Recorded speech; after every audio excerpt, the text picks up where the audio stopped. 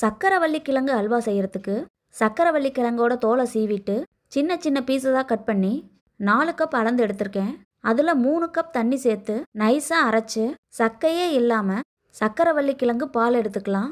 அடுத்ததாக பேனில் 3/4 கப் சர்க்கரை கொஞ்சமாக தண்ணி சேர்த்து கம்பிப்பாகு வர வரைக்கும் வெயிட் பண்ணலாம். கம்பிப்பாகு வந்ததும் எடுத்து வச்ச சக்கரவள்ளி கிழங்கு பாலை அதோட சேர்த்து மிக்ஸ் பண்ணிகிட்டே இருக்கலாம். டேஸ்ட்டுக்காக ஒரு பிஞ்ச் உப்பு, கொஞ்சமாக ஃபுட் கலர், ஃப்ளேவருக்காக கொஞ்சமாக வெனிலா எசன்ஸ், ஹல்வா பேனில் ஒட்டாமல் இருக்கிறதுக்காக அப்பப்போ கொஞ்சம் கொஞ்சம் நெய் சேர்த்துக்கலாம். இந்த அல்வா ரெடி பண்ணுறதுக்கு 15 நிமிஷத்துலேருந்து 20 நிமிஷம் வரைக்கும் ஆகும். சக்கரவள்ளி கிழங்கே பிடிக்காதவங்க கூட இந்த ஹல்வாவை விரும்பி சாப்பிடுவாங்க. இதில் சக்கரவள்ளி கிழங்கோட ஃப்ளேவர் கொஞ்சம் கூட தெரியாது. கடைசியாக பொரிச்ச முந்திரியும் கொஞ்சமாக லெமன் ஜூஸும் சேர்த்துக்கலாம். லெமன் ஜூஸ் சேர்க்கறதுனால அல்வாவுக்கு நல்ல ஒரு டேஸ்ட் கிடைக்கும். இப்போ கண்ணாடி மாதிரி சுவையான ஹல்வா ரெடி.